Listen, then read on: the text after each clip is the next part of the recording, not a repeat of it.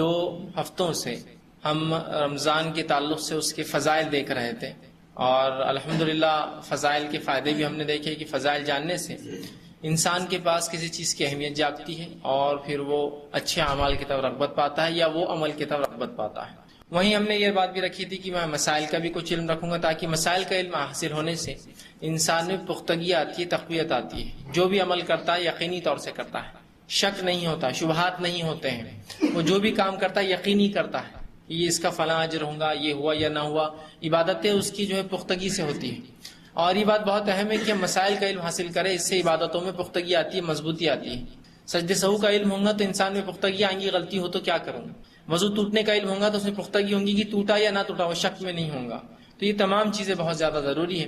اسی کڑی میں انشاءاللہ عزیز اب کچھ باتیں رمضان کے مسائل کے تعلق سے رکھنے کی کوشش کروں گا، تاکہ جب ہم روزہ رکھ رہے ہیں تو کچھ باتیں روزے کے تعلق سامنے آتی ہے، کچھ غلط فہمیاں ہوتی ہیں، کچھ شبہات ہوتے ہیں، یا کچھ ایسے مسائل پیش آتے ہیں جس کا اگر حل معلوم نہ ہو تو ہم مشکوک ہو جاتے، شک میں پڑ جاتے عبادت کے اندر، اور پوری عبادت ہی فرض ضائع کر دیتے ہیں۔ تو لہٰذا یہ فرض عبادتیں ہماری ضائع نہ ہوں، ہم مسائل کا علم ضرور حاصل کریں جس طرح سے فضائل کا علم ہم حاصل کرتے ہیں۔ اسی کڑی میں سب سے پہلے انشاءاللہ عزیز میں جو بات آپ کے سامنے رکھوں گا وہ یہ ہے کہ رمضان کی ابتدا کیسے ہو۔ تو ظاہر سی بات ہے رمضان کی ابتدا چاند دیکھنے سے ہوتی ہے، ٹھیک۔ تو چاند دیکھنے کے مسائل سے میں بات کی ابتدا کروں گا اپنی، کہ چاند دیکھنے کے تعلق سے یاد رکھیے، ایک تو یہ وہ مسائل ہیں جن مسائل پر عوام کو بات کرنے کی ضرورت نہیں ہے۔ یہ مسائل خواص کے ہوں گے، خاص لوگوں کے ہوں گے، علماء کے ہوں گے، یہ ہلال کمیٹیوں کے ہوں گے، دارالخزات کے ہوں گے، دارالفتاح کے ہوں گے، جو لوگ طے کرتے ہیں مسائل کی چاند دکھا یا نہ دکھا۔ لیکن یہ مسئلہ میں آپ کے سامنے رکھنے کی بالخصوص جو میری کوشش ہوگی وہ اس لیے ہے کہ عوام اپنے آپ کو اس مسئلے میں ڈال کر خامخواہ کے علماء کو پریشانی میں ڈالتی ہے اور اپنے نفس کو پریشانی میں ڈالتی ہے، ٹھیک۔ اس لیے کہ ہر فرد کو علم نہیں ہوتا کسی چیز کا، تو ہم کیا کریں، اس مسئلے سے اپنے آپ کو مستثنا رکھیں، اور جب اعلان ہو جائے حکومت کی جانب سے، یا حکومت نہیں ہے تو جو دارالخزات ہوتا ہے، مسلمان کمیٹیاں ہوتی ہیں، ہلال کمیٹیاں ہوتی ہیں، ٹھیک ہے، ایک ملک کے اندر اپنی جو ہے مسلمانوں کی کمیٹی ہوتی ہے، پرسنل لا ہوتا ہے، وہ اعلان کر دے تو ہم اپنے روزوں کو شروع کر دیں، ٹھیک، اور انہی کے اعلان پہ اپنے روزوں کو ختم کر دیں، مطلب عید کو بھی منا لیں۔ خامخواہ اگر ہم تمام لوگ شامل ہوں گے ان مسائل میں تو بہت مشکل ہوں گی، یاد رکھیں۔ جیسا کہ آج ہوتا ہے، چاند دکھا یا نہیں دکھا، اس پہ جتنا بڑا فتنہ مچتا ہے میں سمجھتا ہوں کسی اور مسئلے پہ نہیں ہوتا ہے، دکھا یا نہیں دکھا۔ اور کچھ لوگ ہوتے ہیں جو چاند دکھا کے ہی چھوڑتے ہیں، اور کچھ لوگ ہوتے ہیں کہ وہ انہوں نے چاند نہیں دیکھا بولنا ہی ہے۔ دونوں کے اپنے مفادات ہوتے ہیں، حتیٰ کہ اس حد تک یہ بات چلی گئی کہ کارپوریٹ جو میڈیا ورلڈ جو ہوتا ہے، جو تجارتی جو صنعت کار لوگ ہیں، بزنس مین ہیں، یہ چاہتے ہیں کہ عید کا چاند متعین ہو، طے شدہ ہو۔ وہ مسلمان لوگوں پر، ان کے علماء پر پریشرائز کرتے ہیں کہ بھائی چاند دکھاؤ، اس لیے کہ اگر مسلمان کی عید میں آگے پیچھے مسئلہ ہوا تو آدھی تجارت کا ان کا نقصان ہوتا ہے، مانا چاند رات کو اصل تجارت ہوتی ہے لوگوں کی۔ تو اس میں مسلمان نہیں غیر مسلم بھی وہ بکثرت شامل ہیں، جو چاہتے ہیں کہ مسلمان عید طے کر لے گی کب ہو، چاند کے اوپر ڈیپینڈ نہ رہے، تاکہ ہمارے بزنس پہ کوئی آنچ نہ ہے۔ اور ہم دیکھتے ہیں کہ بڑے بڑے شہروں میں وہ چاند دکھانے کی جو ان کی پوری کوشش ہوتی ہے کہ چاند دکھ گیا بول کر اعلان 8-9 بجے سے پہلے ہو جائے، تاکہ مسلمان نکل کر سامان خریدے اور فروخت کرے، ورنہ اگر یہ لوگوں نے گڑبڑ کیا اور 12 بجے کے بعد اعلان ہوا تو ان کی آدھی تجارت مار کھا جاتی ہے۔ تو چاند دکھوانا چاہتے ہیں، تو میں کہوں گا عوام اس مسئلے میں اپنا ہاتھ نہ ڈالے، علماء پر، خواص پر، ذمہ داروں پر چھوڑ دیں، وہ اعلان کریں گے، اس کے اعتبار سے ہم کام کر لیں گے۔ ہر شخص فرد شامل ہوگا تو پھر سب کو چاند دکھتے ہیں، یہاں ہر شخص اسی گواہی دینا چاہتا ہے، اور کتنے مسائل ہوتے ہیں آپ سب جانتے ہیں، تو لہٰذا اس کے لیے ذمہ داران ہوتے ہیں، ہم ان ذمہ داران پر یہ بات چھوڑ دیں، وہ چاند دیکھ کر ہمیں بتا دیں گے کہ روزہ کب شروع کرنا ہے، اور بتا دیں گے کہ عید ہمیں کب کرنا ہے۔ لیکن مختصر سے کچھ باتیں صرف علم کے لیے آپ کے سامنے رکھوں، یہ باتیں اس لیے بھی کہنا پڑ رہی کہ عوام شامل نہ ہو۔ میڈیا بہت آسان ہو چکا ہے، کمیونیکیشن بہت جو ہے آسان اور سستا بھی ہو چکا ہے، تو فوراً اگر کوئی مسئلہ بے درپیش ہوتا ہے کہ میں یہاں اورنگ آباد میں بیٹھے بیٹھے جو ہے دلی فون لگا، بھائی تمہارے پاس چاند دکھا گیا، حیدرآباد فون لگا رہا ہوں تو واپس دکھا گیا، بمبئی فون لگا رہا ہوں، سعودی عرب فون لگا رہا ہوں، بھائی چاند تو بہت سے مقامات پر دکھیں گا دنیا میں، سوال یہ میرے مقام پر دکھا گیا، سعودی عرب میں چاند دکھیں گے مجھ سے پہلے دکھیں گے، ٹھیک۔ یہ تو مسئلہ ہوگا، ہمیں اپنے علاقے کا اعتبار کرنا ہے، تو یہاں کی لوکل کمیٹی ہمیں بتائیں گی کیا کرنا اور کیا نہیں کرنا ہے۔ لیکن بہرحال کچھ مخصوص باتیں جو اللہ کے رسول نے بیان کی بیان کر دیتا ہوں۔ رمضان کا چاند دیکھ کر آپ صلی اللہ علیہ وسلم روزہ رکھے، اور چاند دیکھ کر جو ہے افطار کریں، مطلب چاند دیکھ کر شروعات کرے اور چاند دیکھ کر روزے کا خاتمہ کرے، ٹھیک۔ تو یہ موٹی موٹی باتیں ہیں جو رسول اللہ نے بتائی کہ چاند دیکھو تو شروع کر دو، اور جب چاند دکھ گیا تو جو افطار کر لو، مطلب روزے کو ختم کر دو. ٹھیک. تو یہاں دیکھنے کے الفاظ استعمال، یہ نہیں کہا کہ چاند کوئی دیکھ لے کہ ادھر دور سے کسی ملک سے خبر آ جائے. ہم کو دکھ گیا ہمارے علاقے میں، ہم نے اپنا روزہ رکھ لیا. جس کا علاقے میں بعد میں دیکھیں گا وہ بعد سے روزہ شروع کریں گے. خود صحابہ کے دور میں ایسا ہوتا تھا کہ ایک علاقے میں چاند دکھتا دوسرے میں نہیں دکھتا. شام میں چاند دکھ جاتا تو حجاز میں نہیں دکھتا، مکہ مدینہ میں نہیں دکھتا. اور اس کے بعد وہ شام کے ایک دن بعد روزہ رکھتے، جبکہ شام کے لوگ ایک دن پہلے روزہ رکھتے. لیکن انہوں نے یہ نہیں کیا کہ شام میں اگر خبر پہنچ گئی تو کسی انسان کو بھیج دو یہ بھی خبر پا لے اور یہ بھی رکھ لے. ٹھیک. تو بہرحال چاند دیکھیں تو ہم روزہ رکھ لیں، چاند دیکھ کر افطار کر لیں، یہ بالکل صحیح ہے. اسی طرح اگر شعبان کا مہینہ ابار آلود ہو، آخری تاریخ ابار آلود ہو، موسم جو ہے بارش والا ہو اور چاند دیکھنا ممکن نہ ہو، تو 30 دن پورے کر لیں ہم جو ہے شعبان کے، اور اس کے بعد رمضان شروع کر دیں. سیدھی سی بات. یہ معاملہ رمضان کا ہوگا. رمضان میں اگر ابار آلود موسم ہو اور شک ہے کہ کیا ہے تو ہم رمضان کے 30 پورے کریں گے، پھر عید کر لیں گے. ٹھیک. اسی طرح شک میں بھی نہیں پڑنا چاہیے چاند دکھا یا نہیں دکھا. رسول اللہ صلی اللہ علیہ وسلم نے فرمایا ایک بار کہ لوگوں کو شک ہوا، شبہ ہوا کہ انہوں نے چاند دیکھا، تو کسی نے کہا یہ تو 3 کا چاند ہے، کسی نے کہا یہ تو 2 کا چاند ہے.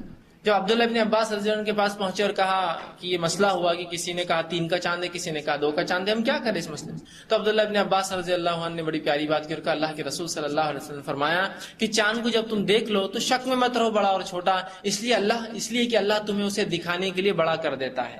ٹھیک. اگر ہم یقینی ہے کہ یہ چاند آج دکھا ہے تو آپ اس پہ شک مت کیجیے بڑا اور چھوٹا. ایسا کب ہوتا ہے؟ مثال کے طور پر کسی کمیٹی نے کہا کہ چاند آج نہیں دکھا، چاند اب عید کل منائیں گے. اب ہم نے جب کل عید منائی، ٹھیک ہے، دوسرے دن منائی تو چاند تھوڑا بڑا دکھا.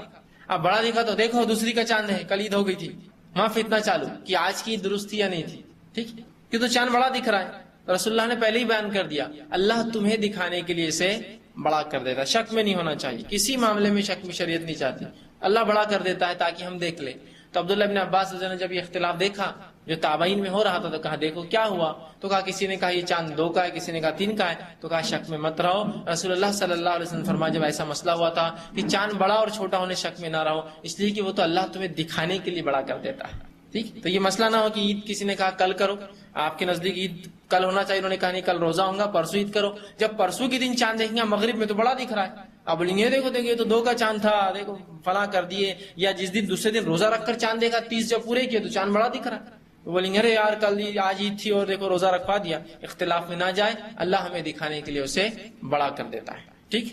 تو ہمارا کام یہ ہے کہ ہم ہلال کمیٹی پہ ڈیپینڈ رہیں، یا جو دارالخزات ہوتا ہے یا شرعی کمیٹیاں ہوتی ہے یا پرسنل لا ہوتا ہے وہ اعلان کریں گا، ہم اس اعلان کے مطابق کریں گے. اس لیے کہ عید جو ہے یہ اجتماعی عمل ہے. میری عید ایک دن پہلے ہو جائیں گے، 10-15 لوگ جا کے عیدگاہ نماز پڑھیں گے، اس کی دوسرے دن ہوگی وہ 4-5 لوگ جا کے پڑھیں گے، ایسا نہیں ہوتا ہے. یہ اجتماعیت والا عمل ہے اور اس کے اندر ہمیں کسی کو بھی اختلاف نہیں کرنا چاہیے. اگر آگے پیچھے بھی ہو جائے تو انتظار ٹھیک ہے نا، خامخواہ جھگڑے سے. اس لیے کہ ایسا فتنہ اور فساد ہوتا ہے عید کے نام پر اور چاند دیکھنے کے نام پر کہ اسی کو انتہا نہیں یاد رکھی. اسی کئی مثالیں بہرحال دی جا سکتی ہے کہ پچھلے کئی سالوں میں خود ہمارے شہر اورنگ آباد میں کیا کیا مسائل پیدا ہوئے. اور چاند دکھوانے کا کچھ لوگ عزائم کر کے آتے کہ آج تو دکھانا ہی ہے، اور کچھ لوگ چاہتے کہ نہیں اب تو 12 بج گیا، نہیں دکھا بھی ہوں گا تو نہیں دکھانا، اس لیے کہ بزنس مار کھائیں گا، کل اس کو دکھائیں گے. اور ایسے اختلاف ایسے جھگڑے ہوتے ہیں کہ وہ ہلال کمیٹی کا دروازہ بند کر دینا پڑتا ہے ورنہ ایک آدھ کی جان چل جائیں گے، ایسے حالات ہو جاتے ہیں. تو یہ تو درست نہیں ہے. کسی کی جان چلی جائے صرف چاند کے لیے تو کیا فائدہ ہے اس عید کا؟ کوئی فائدہ ہوگا اس عید منا کے لڑ رہے ہیں. اور اگر کوئی شہادت لا لے، اگر واقعی میں کسی کو دکھا اور وہ شہادت لے کر آ رہا ہے تو ادھر پہلے سے ٹیم کھڑی ہوتی کہ کون اندر جاتا گواہی دینے، میں دیکھتا ہوں کیونکہ اب 12 بج گئے، اب تجارت نہیں ہو سکتی، پورا دھندا مار کھائیں گا. آپ نہیں دکھانا ہے چاند، آپ دیکھا بھی ہوگا کسی نے تو اس کو ہکال دینا ہے. تو ایسی مارا ماری ہوتی ہے اسی کے اندر. اور وہ جو اس کے سپورٹر آتے ہیں وہ چاہتے ہیں کہ اب تو بتا کے رہیں گے کہ ہم نے چاند دیکھا ہے، گواہی شہادت ہماری لینے ہی پڑیں گی. اور کیا تماشے ہوتے، بہرحال سب نے دیکھا، لڑائی جھگڑے ہوتے ہیں، فتنے فساد ہوتے ہیں، اور پھر حکومت کو آ کے بیچ میں عمل دخل کرنا پڑتا ہے کہ بھائی کیا تماشا لگایا آپ نے چاند. کتنی بری بات ہے، اندازہ لگائی. تو لہٰذا ہم اس معاملے میں چونکہ ہم مکلف نہیں، اللہ ہر کسی سے نہیں پوچھیں گا تم نے دیکھا تھا کیا، ذمہ داروں پہ ہم چھوڑ دیں. ہلال کمیٹیاں چاند کمیٹیاں ہمیں بتا دیں گی، اعلان ہو جائیں گا ہم رکھ لیں گے، اعلان نہ ہوا ہم انتظار کریں گے ان کے اعلان کا. ٹھیک. خواہ کس کو اختلاف کا مسئلہ نہ بنائیں. ٹھیک. اسی طرح جب چاند دیکھنے کا معاملہ ہو گیا تو نیت کے مسائل، روزہ رکھنا ہے، چاند دکھ گیا، آپ کو پتا چلا رمضان شروع ہو گیا، تو سب سے پہلا کام کیا کرنا ہے؟ نیت کرنا ہے روزے کی. اس لیے کہ نبی اکرم صلی اللہ علیہ وسلم فرماتے ہیں کہ ہر عمل کا انحصار نیتوں پر ہے. بڑی مشہور معروف حدیث بخاری مسلم کی روایت ہے، انما الاعمال بالنیات، ہر اعمال کا انحصار نیتوں پہ، اعمال کا دار و مدار نیتوں پر ہے. تو ہمیں نیت کرنا چاہیے روزے کے لیے. اور رمضان کے روزے کی نیت فجر کی نماز سے پہلے ہوں گی، یاد رکھیے، رمضان کے روزے کی نیت فجر نماز سے پہلے ہوں گی۔ اس سے پہلے کہ میں نیت پر آؤں تو نیت ہم جب روزے کی نیت کریں گے یا روزہ رکھیں گے تو روزہ خالص اللہ کے لیے ہوگا، یاد رکھیے۔ اس لیے کہ نبی اکرم صلی اللہ علیہ وسلم فرمایا، بخاری کی روایت ہے کہ جس نے دکھاوے کی نماز پڑھی، من صلی یرائی فقد اشرک، اس نے شرک کیا۔ ومن صام یرائی فقد اشرک، جس نے دکھاوے کا روزہ رکھا اس نے بھی شرک کیا۔ ومن تصدق یرائی فقد اشرک، جس نے صدقہ تو دیا لیکن نیت یہ تھی کہ لوگ دیکھے، تعریف کرے، میرا نام ہو، اس نے بھی شرک کیا۔ تو گویا ہر عمل اللہ کے لیے ہو، نہ دکھاوے کی نماز ہو، نہ دکھاوے کا روزہ ہو، نہ دکھاوے کا حج ہو، نہ دکھاوے کا صدقہ ہو، کوئی کام دکھاوے کے لیے نہ ہو۔ تو ہمارا روزہ خالص اللہ کے لیے ہو، دکھاوا شامل نہ ہو۔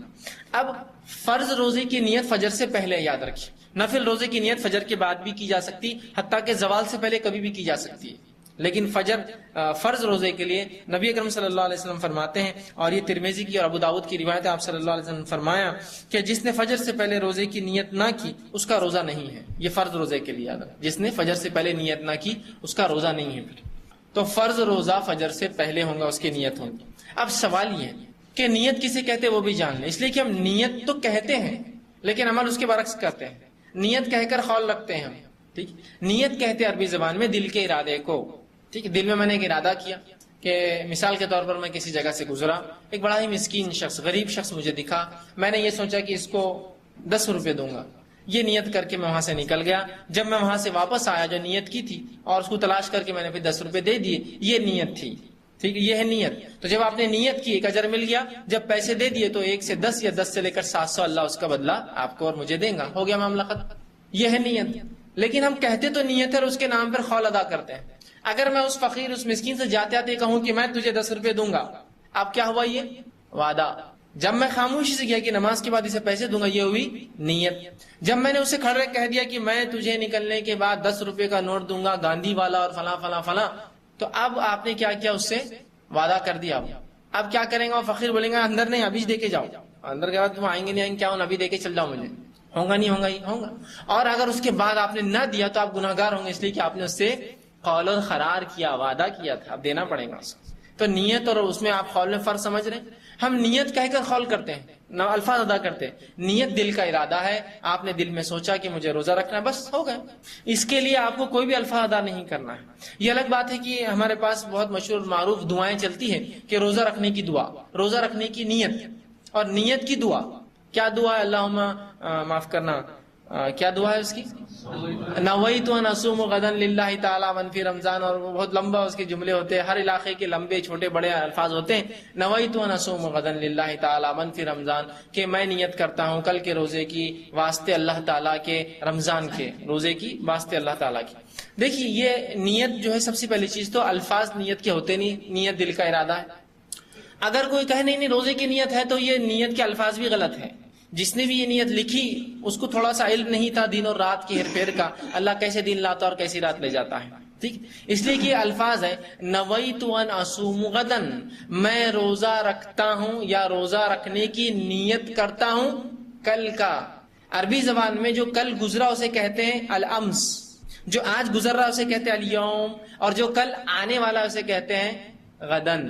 اب دیکھیے شریعت میں رات پہلے آتی ہے اور دن بعد میں آتا ہے، اس لیے رمضان میں تراویح پہلے ہوتی ہے اور روزہ بعد میں ہوتا ہے نا۔ تراویح کب پڑھتے ہیں ہم؟ رات میں، روزہ کب رہے؟ دوسرے دن۔ تو پتا چلا دن سے پہلے شریعت میں رات آتی ہے، رات پہلے آتی ہے اور پھر اس کے بعد دن آتا ہے۔ تو گویا آج کی جو مغرب لگیں گی تو وہ آج کا دن ہو گیا، الیوم ہو گیا ہو، کہ تو آپ سمجھو آج جو رات میں جو رات ہوں گی، آج اتوار کی رات جو جائیں گی، مطلب وہ رات اتوار کی نہیں ہوتی، پیر کی ہوتی ہے، ٹھیک، تو وہ ہو گیا آج۔ اب نیت کیا کر رہے؟ اور دنیاوی اعتبار سے بھی دن آیا ہو جاتا ہے رات میں 12 بجے۔ اگر شریعت کا نام مانے مغرب کا حساب بھی، تو آپ دنیاوی مانے تو وہ بھی 12 بجے جو ہے وہ کہتے ہیں کہ دن بدل جاتا ہے، جبکہ کیا پیمانہ اللہ کو مان، لیکن بہرحال 12 بجے وہ کہہ رہے ہیں کہ دن چینج ہو گیا، تاریخ بدل گئی۔ تو دنیاوی اعتبار سے بھی غلط اور دینی اعتبار سے بھی غلط ہے، اس لیے کہ دینی اعتبار سے مغرب میں دن لگ گیا، دنیا اعتبار سے 12 بجے، اور صبح 4 بجے اٹھ کر ہم کرے کل کے روزے کی نیت کرے اور روزہ رکھ رہے آج کا، غدن کل کا روزے کی نیت کرے، روزہ رکھ رہے آج کا۔ تو نیت کے الفاظ بھی تو آپ دیکھیے غلط ہے۔ تو یہ نیت کے سب سے پہلے تو الفاظ نبی اکرم صلی اللہ علیہ وسلم سے ثابت نہیں ہے۔ دوسرا یہ درست نہیں ہے، اس لیے کہ ہم نیت کی بات کر رہے ہیں، اور نیت کے اندر الفاظ کا سوال ہی نہیں آتا ہے۔ میں نے دل میں ارادہ کیا، معاملہ ہو گیا، میں گھر سے نکلا فجر کی نماز کے لیے، بس دل میں سوچ لیا ہوگی میری نیت، اب مجھے فجر کے لیے کوئی قول ادا کرنے کی ضرورت نہیں، وہ میرے دل کا ارادہ ہی میری نیت ہے، اور نیت اسی کو کہا جاتا ہے۔ اور رسول اللہ فرماتے ہیں نیت کا حال کسی کو نہیں معلوم ہوتا سوا اللہ کی، اور کچھ مخصوص فرشتے ہیں جو نیتوں کو اللہ تعالیٰ نے انہیں علم دے رکھا ہے کہ کوئی نیت کرے تو اجر لکھ دو، بس یہ دو کو علم ہوتا ہے، تو وہ بھی اللہ نے اسے وہ پاور دیا اس فرشتے کو، ورنہ نیت کا حال اللہ کے علاوہ کوئی نہیں جانتا ہے۔ ٹھیک ہے، تو نیت دل کا ارادہ ہے، تو میں نے ارادہ کر لیا کہ میں رمضان آ رہے پورے رمضان روزے رکھوں گا، اور ہر روز آپ نیت کر لے کہ بھائی روزہ رکھنا ہے، صبح سحر میں اٹھنا ہے۔ سحر میں اٹھنے کا سوچا تو کیوں سوچا آپ نے؟ نیت روزہ ہے اس لیے تو اٹھ رہے ہیں آپ سحر میں، تو یہ نیت ہو گئی۔ اب خاص نہیں، اب چونکہ ہمیں عادت ہوتی ہے، ہمارے ماحول میں عادت ہے ہم کو نیت کی، لوگ پوچھتے نہیں پھر بھی کیا بولنا، دل میں کیا بولنا، دل میں کیا بولنا، دل میں سوچ لینا کافی ہے، اس کو بولنا نہیں پڑتا ہے کچھ بھی، انٹینشن ہے وہ، انٹینشن سمجھے آپ، سوچ ہے خالی کہ آپ صبح اٹھنے کا سوچ لیے، کیوں سحر کروں گا، کیوں روزہ رکھوں گا، ہو گیا ختم۔ آپ کچھ سوچنے کی ضرورت نہیں کہ سحر میں اٹھ کے خاص آپ دل میں سوچتے بیٹھے رہے کہ میں بھی سوچ رہا ہوں، نہیں، نیت دل کا ارادہ ہے، وہ آپ خیال گزرا اور وہ ارادہ ہو گیا آپ کا، اور وہ کافی ہے ہمارے لیے۔ ٹھیک ہے، تو نیت دل کا ارادہ ہے، اس کے لیے الفاظ ادا کرنا رسول اللہ ثابت نہیں۔ ہاں، نفلی روزوں کے لیے نیت شرط نہیں ہے، بلکہ وہ کبھی بھی زوال تک کی جا سکتی ہے۔ ٹھیک، اس لیے کہ اللہ کے رسول صلی اللہ علیہ وسلم کے تعلق سے آتا ہے، ایک مرتبہ صبح اٹھے، فجر کے بعد اپنی بیویوں کے گھر پر گئے، دستک دی اور کہا کچھ کھانے کو ہے؟ تمام نے کہا کہ اللہ کے رسول کچھ بھی نہیں ہے کھانے کو، تو کہا پھر آج میں روزے سے ہوں، تو آپ نے اس دن روزہ رکھ لیا۔ تو پتہ چلا نفل روزے کی نیت کبھی بھی ہو سکتی زوال سے پہلے، لیکن فرض روزے کی نیت آپ نے فرمایا اس کا روزہ نہیں جس نے فجر سے پہلے نیت نہیں کی، تو اس کی نیت فجر سے پہلے۔ نیت کے لیے کوئی خاص الفاظ نبی اکرم صلی اللہ علیہ وسلم ثابت نہیں ہے، اور نیت عربی زبان میں دل کے ارادے کو کہتے ہیں، جو الفاظ انسان منہ سے ادا کرتا ہے اسے قول اور قرار کہتے ہیں۔ ٹھیک، آئیے آگے چند مسائل سحر اور افطار کے تعلق سے، کہ سحر اور افطار کے تعلق سے کیا باتیں ہمیں معلوم ہونا ضروری ہے کہ ہم پریشان نہ ہوں سحری اور افطار کے معاملے میں۔ تو سب سے پہلی چیز تو یاد رکھیے، سحر کا وقت فجر سے پہلے ہوتا ہے، کیوں تو سحر کا وقت جو ہی ختم ہوتا ہے فجر کا وقت وہاں سے شروع ہو جاتا ہے، اور یہ ضروری ہے کہ ہم سحر جو ہے اس کے وقت میں کریں۔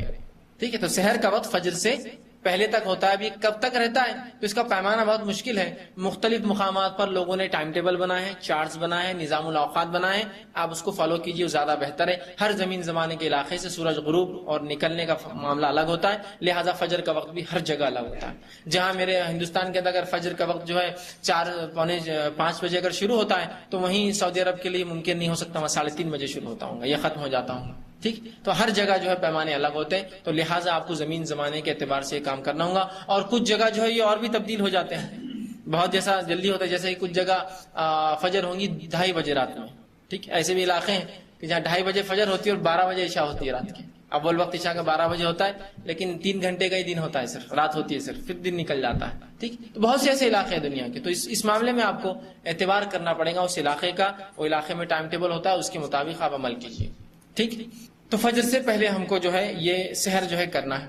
ٹھیک، سحر کرنا یہ بہت اچھا عمل ہے، بہت ہی بابرکت عمل ہے۔ کوئی شخص سحر میں اٹھنے کے بعد سحر کو بلا وجہ ترک نہ کرے کہ جانے تو جان پہ آ رہا، اٹھنا منہ دھونا جان دو، ویسی نہیں، ویسا نہیں، بالکل سحر آپ کیجیے، یہ بہت اچھا عمل ہے۔ نبی اکرم صلی اللہ علیہ وسلم فرماتے ہیں، متفق علیہ، بخاری مسلم کی روایت ہے، آپ نے فرمایا اور کہا کہ سحر کھاؤ کیونکہ سحر کھانے میں برکت ہے، سحر کھانا چاہیے، اس میں بڑی برکت ہے، یہ بہت اچھا عمل ہے، یہ سنت ہے، یہ مستحب ہے، ریکمینڈڈ ہے، رسول اللہ نے حکم دیا اس کا کہ سحر کھایا کرو، اس میں برکت ہے۔ تو لہٰذا کوئی بھی شخص فجر میں، معاف کرنا، سحر میں اٹھنے کے بعد، فجر سے پہلے اٹھنے کے بعد، رمضان کے مہینے میں روزہ اگر رکھ رہا ہے تو بغیر سحر کے روزہ نہ رکھے۔ لیکن یہ مسئلہ بھی جاننا آپ اور ہمارے لیے ضروری ہے کہ سحر کا کرنا فرض نہیں ہے، واجب نہیں ہے۔ یہ میں کیوں کہہ رہا ہوں، بہت سے لوگوں کے اگر سحر نہ ہو تو روزہ بھی نہیں رکھتے، آج سحر نہیں ہوئی تو روزہ کہاں سے؟ تو سحر نہ فرض روزے کے لیے فرض ہے، نہ نفل روزے کے لیے فرض ہے، یہ سنت اور مستحب ہے، صرف بہت اچھا عمل ہے، بہت بابرکت عمل ہے، انتہائی ضروری ہے، سب کچھ ہے، لیکن فرض نہیں ہے۔ ورنہ بہت سے لوگ بولتے دیکھو یہ تو سحر کے منکر ہے، سحر کا نہیں بولتے۔ میں کہہ رہا ہوں کہ سحر بہت ضروری ہے، اچھا عمل ہے، مستحب ہے، کرنا چاہیے، سنت ہے، لیکن میرے بھائیوں فرض نہیں ہے، چھوٹ جائے تو روزہ درست ہے، ورنہ ایک فریضہ چھوڑ دیتے ہیں لوگ یہ علم نہیں ہونے کی وجہ سے، ارے یار سحر نہیں ہوئی تو آج کا روزہ نہیں رکھا۔ اور کچھ لوگوں کو یہ غلط فہمی ہوتی ہے کہ جب بھی نیند میں سے اٹھو سحر کر سکتے ہو، روزہ رکھ سکتے ہو، تو لہٰذا اگر فجر کی بات بھی اٹھتے ہیں تو 2 نوالے کھا کے پانی پی کے بولتے اب روزہ شروع ہو گئے، صرف ایک مسئلے کے لا علمی سے کہ سحر کرنا فرض ہے یعنی علم نہیں ہے، تو آپ 2 لوگ تفریق ہو گئے، ایک تو روزہ ہی نہیں رکھ رہے اور دوسرے رکھتے ہیں تو کیا کرتے ہیں. ایک صاحب نے مجھ سے سوال کیا وہ کہ آج کا روزہ تھوڑا میرا کمزور ہے. میں نے کہا روزہ کیسے کمزور ہو گیا آپ کا؟ جبکہ 9 بج رہے ابھی تو دن کے, اور کمزور کہاں سے ہو گیا؟ کیا کر لیا ایسا عمل جو کمزور ہو گیا؟ یا تو ٹوٹ جائیں گا, کمزور کیسا ہوں گا؟ تو کہا وہ آج 7 بجے سحر کیا میں نے, جبکہ 7 بجے تو بالکل سورج نکل ہی جاتا ہے کسی بھی حال میں. تو میں نے کہا 7 بجے آپ نے سحر کیوں کی, اور کمزور روزہ, اور آپ کی سحر ہوئی, آپ کو کیسے یقین ہے؟ تو دیکھیے اب روزے کے لیے سحر تو ضروری تھی, اور سحر تو جب نیند اٹھے تب ہوتی ہے. بولے تو میں 7 بجے نیند کھلی میری, آج فجر بھی نہیں ہوئی تو میں نے سحر کر کے روزہ رکھ لیا. آج کا روزہ آپ کا کمزور نہیں ہے, آپ کا آج روزہ ہی نہیں ہے. لا علمی دیکھیے انسانوں کیسا کرتی, اور پتہ نہیں زندگی میں سے کتنے روزے انہوں نے رکھے تھے جس میں لیٹ اٹھے اور آرام سے سحر کر کے روزہ رکھا انہوں نے, چونکہ ان کے نزدیک سحر فرض تھی. اور یہ مسئلہ نہیں پتا کہ سحر فجر سے پہلے ہوتی ہے. ان کو لگا جب نیند جاگے سحر کرو اور روزہ رکھ لو. اور کتنے لوگ ایسے روزے رکھتے بھی, یاد رکھیں, اللہ حفاظت کرے ہماری. فرض اعمال میں یہ کوتاہی اللہ برداشت کرے گا, یہ لا علمی برداشت کے باہر ہے. کیوں کہ اللہ رب العزت نے جب کسی عبادت کو فرض کیا تو اس عبادت کو تکمیل تک پہنچانے والے عمل کا جاننا بھی فرض ہے. تو نماز فرض ہے تو نماز کے مسائل جاننا بھی فرض ہے. روزہ فرض ہے تو روزے کے مسائل جاننا بھی مجھ پر اتنا ہی فرض ہے جتنا روزہ رکھنا اور عبادت اللہ نے فرض کی اتنا ہی فرض ہے. تو اگر کوئی کہے مجھے روزہ رکھنا معلوم صرف فرض ہے, یہ مسائل کا تو مجھے نہیں معلوم تھا, تو وہ بھی جو ہے نقصان میں ہے. کہ تو اللہ معاف نہیں کرنے والا, وہ روزے گئے ان کی نہیں, اللہ معاف نہیں کرتا. اس لیے کہ جب فرض قرار دیا تو فرض کو تو جاننا چاہیے نا. اگر میں آپ کو یہ کہوں کہ یہ موبائل یا یہ مشین ضروری ہے اگر آپ کو نوکری کرنا میرے پاس تو سیکھ کے آئیے, تو کتنا آدمی کرتا ہے. سب سے بالکل کن ذہن آدمی بھی جا کمپیوٹر سیکھ کے آتا ہے, اس لیے کہ اس کے بغیر جاب نہیں ملتی. کیسے سیکھتے اس کے مسائل, کب بند ہوتا, کب کھلتا, کیسے. تو کیوں اللہ کے دین میں اتنا بھی وقت نہ ملا کہ روزے, نماز, زکات, حج جو فرائض تھے اس کے ہم احکامات اس کے علم رکھے کہ وہ کب ہوتے اور کب نہیں ہوتے, کیسے مکمل ہوتے اور کیسے ناقص ہوتے, کب ٹوٹ جاتے, کب باقی رہتے, کیسے کمزوری آئے تو پورا کیا جائے. نہیں وہ کیا بس روزہ فرض تھا, نہیں, اس میں معافی نہیں ہے. آپ نے یار لا علم میں بیچارہ, نہیں معافی نہیں. اس شخص کو معافی ہے جو ثابت کرے اپنے رب کو, مجھے اور آپ کو نہیں, جو عقل سے کمزور تھا. اللہ یہ مسائل میرے کو نہیں سمجھتے تھے, میں نے بڑی کوشش کیا, تو اس کے رب کا اور اس کا معاملہ, اللہ اس کا آئی کیو ٹیسٹ لیں گا, اس کا جانچ کریں گا. اور واقعی میں وہ کمزور تھا تو اس کا رب اس کو معاف نہیں, تجھے تو علم ہی نہیں تھا, تو بہت جس کو تھا معصوم تھا, پاگل تھا, مجذوب تھا, جانتے تجھے مسئلہ. لیکن ہم سب عقل رکھ کر صرف دین اور شریعت کا علم نہیں حاصل کرتے, واقعی پوری عقل ہے. تجارت کی بات کیجیے تو پوری تجارت کے اس کو معلوم کہاں لوپ ہولز ہوتے ہیں, کہاں کیسا ہوتا ہے, کہاں یہ ہوتا ہے, کام ہوتا ہے. حتیٰ کہ جتنی چھوٹی تجارت اتنا زیادہ کمپلیکیٹڈ نالج لوگ رکھتے ہیں. معلوم آپ کہیں گے ایسا کیسے چھوٹی تجارت کمپلیکیٹڈ نالج. مثال کے طور پر کوئی انسان تجارت کر رہا ہے, بزنس ہے, اور کبھی تعلیم حاصل نہیں کیا, الیکٹریشین ہے, جتنا اس کا وہ ہے کمتر اس کا پیشہ ہے, اس کی مہارت اتنی زیادہ ہے اس کے اندر, اس لیے کہ اس کو معلوم دھکا لگا کہ اس کی موت رہتی, تو اتنا ماہر رہتا, اس کو پتا ہے کہ اس کا علم نہیں کیسا ہو, لیکن اس کو معلوم یہاں لگا تو کرنے لگتا, یہاں نہیں کرنا, فیوز کا بہانا جوڑنا, کس نے بتایا, وہ سب نہیں معلوم. ایسا کرنا تو بچتے, نہیں کرے تو گڑبڑ ہو جاتی. دیکھیے علم کے اعتبار سے اس کا علم کم ہے, کام کے اعتبار سے اس کا کام چھوٹا ہے, لیکن کتنا کمپلیکیٹڈ نالج رکھتا ہے کہ ایسا کرنا پڑتا تو ہی ہوتا. بہت سے میکینکس ہوتے جو کبھی علم حاصل نہیں کرتے, نہ کوئی میکینیکل انجینئر ہوتے ہیں, نہ کوئی آٹو موبائل انجینئرنگ کرتے ہیں, لیکن صرف سیکھ لیتے اپنے استاد سے, برابر کرتے ہیں گاڑی درست. اور کوئی بہت بار تو بڑے بڑے انجینئروں کو سکھاتے ہو کیسا کام کرنا, کہ تو انجینئر صاحب آتے مشین لیتے اور وہ گن سے اسکرو فٹ کرتے. یہ لیبر بولتا ویسا نہیں کرتے صاحب, 2 پیچ کم از کم اس کو ہاتھ سے دو, آپ مشین سے کریں گے ٹیڑھے پیچ جاتے اندر, غلط جاتے اسکرو اندر, پھر وہ برابر 2 دیتا ہوتا برابر. یار اس کو علم, اس لیے کہ اس کو پریکٹیکل نالج ہے فیلڈ کا. آپ دیکھیے تو جتنا چھوٹا پیشہ اختیار کرا اتنا کمپلیکیٹڈ نالج, علم نہیں بول رہا لیکن باقی سب علم. بہت سے لوگ ہوتے ہیں مختلف تجارت کرتے ہیں مختلف اشیاؤں کی, جن اشیاؤں کو ایسی حالت میں بیچا جاتا ہے جو لکوڈ ہوتی ہے, تری کے فارم میں ہوتی ہے. دودھ بیچا جا رہا ہے, گیس تیل بیچا جا رہا ہے, پیٹرول بیچا جا رہا ہے, اور مختلف آئل بہت چیزیں بیچے جا رہے ہیں, کمپلیکیٹڈ. لیکن برابر اس سے معلوم ہے کہ اس کو 2 نمبر کیسے کرنا ہے, اس کو بڑھانا کیسے. دودھ میں سیدھا پانی ڈالا, دودھ دکھ کر آتا ہے کہ اس میں پانی ہے, اس کا طریقہ اس کو معلوم کیسا ملانا پانی. گیس تیل پیلا اور سفید اور نیلا کیسا اس کو جو بیچنے کے لیے فرق کرنا ہے. حکومت نے نیلا گیس تیل نکالی اس لیے تاکہ یہ سبسڈی والا ہے, اور ایک عام گیس تیل آتا جو لال آتا, وہ گیس تیل ہوتا ہے سفید, وہ وداؤٹ سبسڈی ہوتا ہے. اس کا ریٹ 18 روپے 20 روپے ہوتا ہے, اس کی قیمت 40 روپے.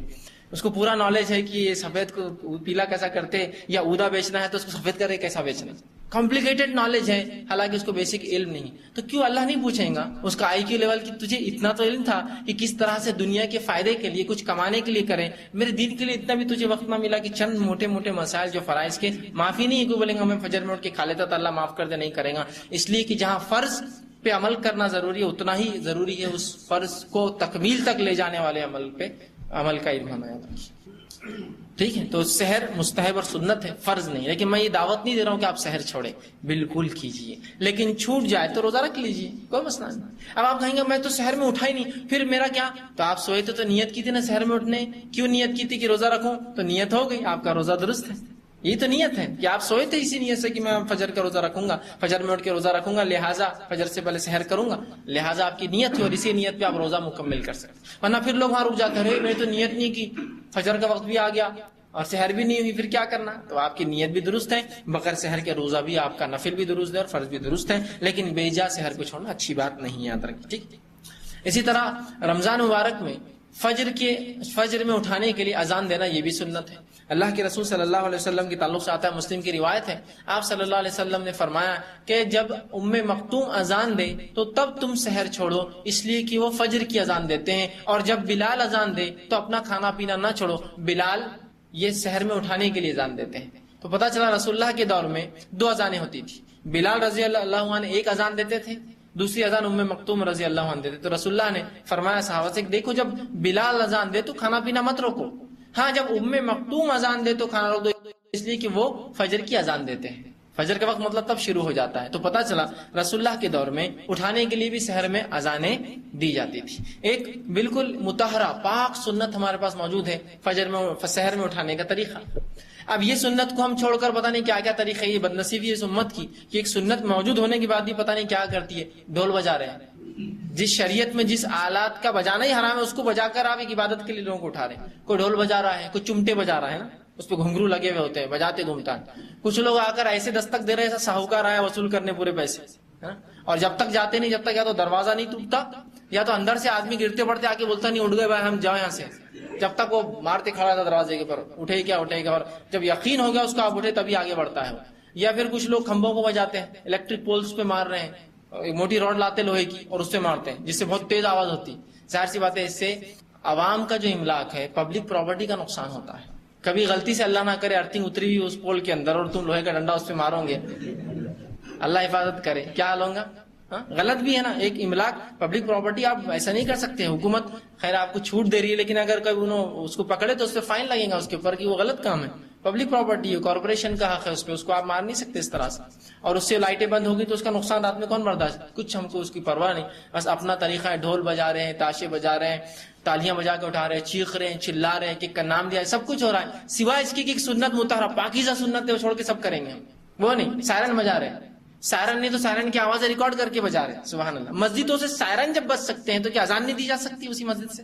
ختم ہوا تمہارا سحر کا وقت تو سائرن بج رہا ہے، تو کیوں اٹھانے کے لیے اذان نہیں دے سکتے اور ختم کرنے کے لیے اذان نہیں دے سکتے آپ کہ بھائی پہلی اذان دی جا رہی ہے جو 3-3:30 بجے دی جا رہی ہے، سب کو علم ہے کہ یہ فجر کی اذان نہیں، اور دوسری اذان دی جا رہی ہے جب سب کو علم ہے کہ اب دوسری اذان یہ فجر کی ہوتی ہے 4:30 بجے 4:45 کو، لیکن ہم جو ہے سنت کو اختیار کرنے کا ہمارا کوئی موڈ نہیں ہے، ابھی فی الوقت جو چل رہا ہے وہ چلنے دینا ہے۔ ہاں اس کے برعکس دوسرے مسائل میں جہاں سنت جو چیز ثابت بھی نہیں، ہمارے بڑے بولتے بلکہ اس کے لیے جان دینے کو ہم تیار ہیں، بڑوں نے کہا کیسے غلط ہو سکتا ہے، سنت دیکھیں گے، مصلحت ہے، حکمت ہے، حالات نہیں ہے، لوگوں کو اتنا علم کہاں ہے، وہ کہاں سمجھ پائیں گے کہ فجر کی اذان ہے سحر کی۔ سوال یہ ہے کیا آپ نے لوگوں کو علم دیا؟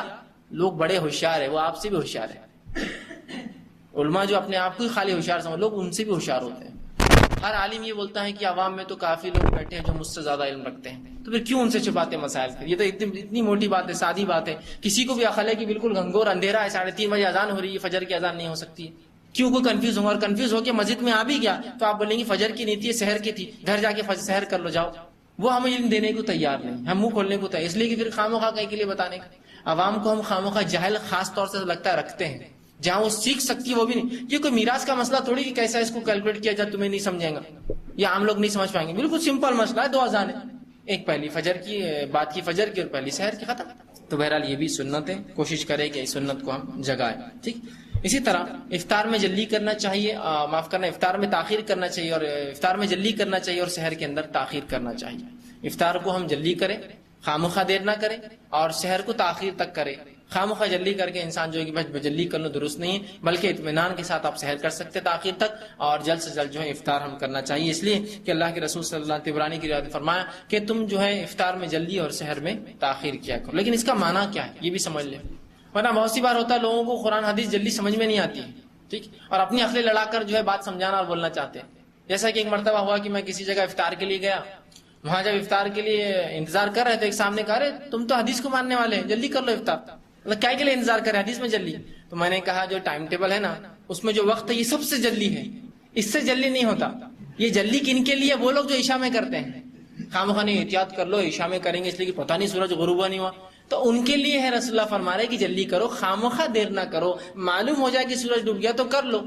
یہ میرے لیے ابھی ثابت نہیں، اس لیے کہ یہ جو ٹائم ٹیبل میں وقت ہے یہ سب سے اول وقت ہے، مطلب افطار کا سب سے اول وقت ہے، اس سے اول افطار نہیں ہوتی۔